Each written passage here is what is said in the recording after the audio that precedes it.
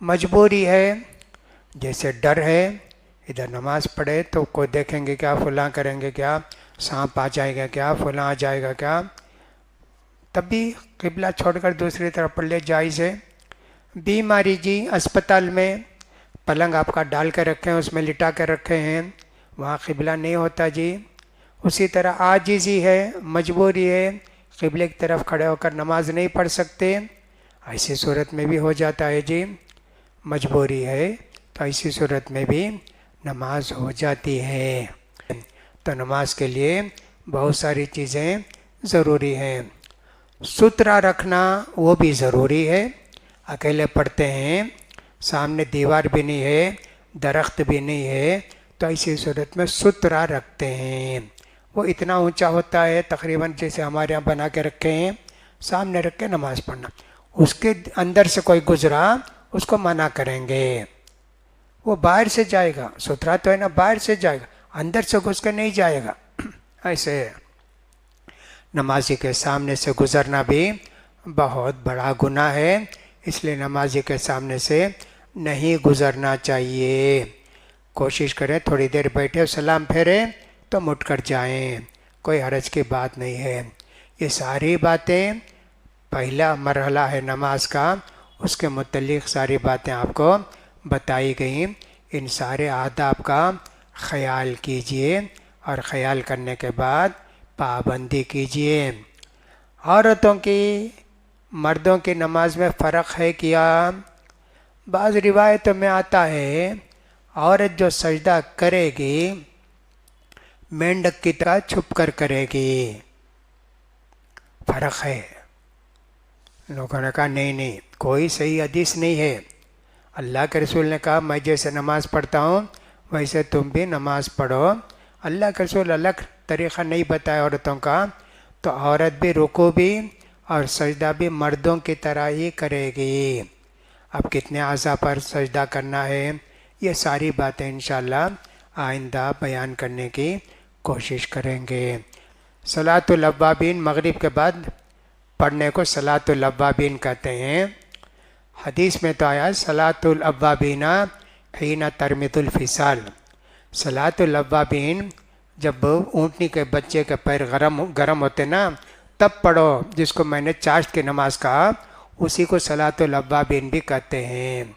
اور یہ نماز کے بعد بیٹھے بیٹھے سورج نکل کے 10 منٹ کے بعد پڑھے، اس کو اشراق کی نماز کہتے ہیں، اور صلاۃ الاوابین چاشت کی نماز کو کہتے ہیں۔ ایک ضعیف روایت میں شاید آیا کہ مغرب کے بعد کا جو پڑھتے ہیں صلاۃ الاوابین ہے، سنت نہیں، سنت کے بعد جو نفل نماز پڑھتے 6 رکعت اس کو صلاۃ الاوابین کہتے ہیں۔ 6 پڑھو 8 پڑھو، لیکن صحیح بات یہ ہے صلاۃ الاوابین حین ترمد الفصال، اونٹنی کے بچوں کو گرمی لگے پیروں کو تو اس وقت نماز پڑھتے نا، اس کو صلاۃ الاوابین کہتے ہیں۔ ابو ہریرہ رضی اللہ تعالیٰ نے روایت کیا کہ صاحب سورہ فاتحہ پڑھو، اس کے بغیر نماز نہیں ہوتی۔ ان سے پوچھے کیسے پڑھنا؟ کہا کیسے، امام سے پہلے پڑھو، امام کے ساتھ پڑھو، امام کے بعد پڑھو، پڑھو ایسے بولے۔ تو اس لیے زیادہ علماء کا خیال ایسا ہے جیسے میں نے ابھی بتایا، الحمدللہ رب العالمین، الحمدللہ رب العالمین، ایسا ہم کو پڑھ لینا، ساتھ نہیں، تھوڑا رکتے نہیں، ایک ایک آیت ایک ایک آیت۔ اسی لیے امام کو چاہیے 2-3 آیتیں ملا کر نہیں پڑھنا، الحمدللہ رب العالمین الرحمن الرحیم مالک یوم الدین، نہیں جی، ایک ایک آیت پر رکنا۔ اللہ کے رسول صلی اللہ علیہ وسلم فرماتے ہیں جب بندہ نماز میں کھڑے ہو کے الحمدللہ رب العالمین، اللہ کہتا ہے حمیدنی عبدی، میرے بندے نے میری تعریف کی، الحمد الرحمن الرحیم، اللہ کہتا ہے اثنا علیہ عبدی، میرے بندے نے میری ثنا بیان کی، تعریف بیان کی، مالک یوم الدین، اللہ کہتا ہے مجدنی عبدی، میرے بندے نے میری بزرگی بیان کی۔ اس لیے امام کو ٹھہر ٹھہر کر سورہ فاتحہ پڑھنا چاہیے تاکہ مقتدی بھی پڑھ لیں۔ ایک صورت ایسی ہوتی ہے حنبلی مذہب میں، غیر المغضوب علیہم ولا الضالین، اتنا ہونے کے بعد امام صاحب 1 منٹ خاموش کھڑے رہتے، اس میں پڑھ لیتے سورہ فاتحہ، ساتھ نہیں پڑھ سکے نا دیر دیر تک کھڑے رہتے، اس کو بولتے ہیں سکتہ، خاموش کھڑے رہنا، اس میں پڑھ لیتے۔ لیکن بات یہ ہے کہ اللہ کے رسول 2 سکتے کرتے تھے، 3 سکتے۔ پہلا سکتہ اللہ اکبر بول کے خاموش رہتے تھے، کیا کرتے تھے؟ ثنا پڑھتے تھے، اللہم باعد بینی و بین خطایایا، نہیں تو سبحانک اللہم ربنا و بحمدک، یہ پڑھتے تھے۔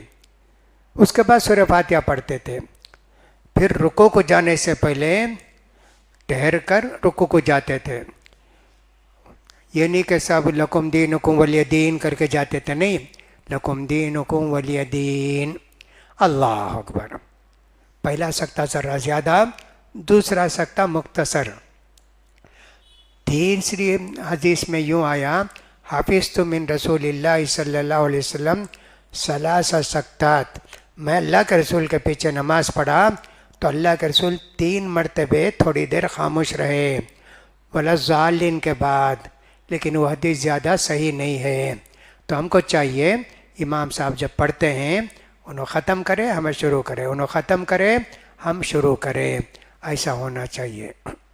وتر کی نماز 1 رکعت، 3 رکعت، 5 رکعت، 7 رکعت، 9 رکعت، زیادہ اللہ کے رسول 3 رکعت پڑھتے تھے، 2 رکعت پڑھ کے سلام پھیر دیتے تھے، پھر اس کے بعد 1 رکعت پڑھتے تھے، زیادہ اسے پڑھتے تھے۔ حضرت عائشہ رضی اللہ عنہ کہتی ہیں کہ اللہ کے رسول صلی اللہ علیہ وسلم جب 3 رکعت پڑھتے تھے تو بیچ میں تشہد کو نہیں بیٹھتے تھے، آخر میں سلام پھیرتے تھے۔ 3 رکعت پڑھے تو مسلسل 3 رکعت پڑھ لینا، بیچ میں تشہد کو نہیں بیٹھنا۔ حنفی مذہب میں ایسا ہے کہ نہیں، تشہد کو بیٹھنا، بیٹھ کے پھر اس کے بعد کھڑے ہونا 2 رکعت کے بعد، یہ تھوڑا سا فرق ہمارے ان کے درمیان ہے۔ الحمدللہ اللہ تعالی ہم سب کو صحیح نماز پڑھنے، درست نماز پڑھنے کی توفیق نصیب فرمائے، جو غلطی ہو گئی اللہ معاف کرے، ہماری دعاؤں کو نمازوں کو قبول فرمائے، اللہ تعالی ہمیشہ نماز کا پابند بنا دے۔ وآخر دعوانا الحمدللہ رب العالمین۔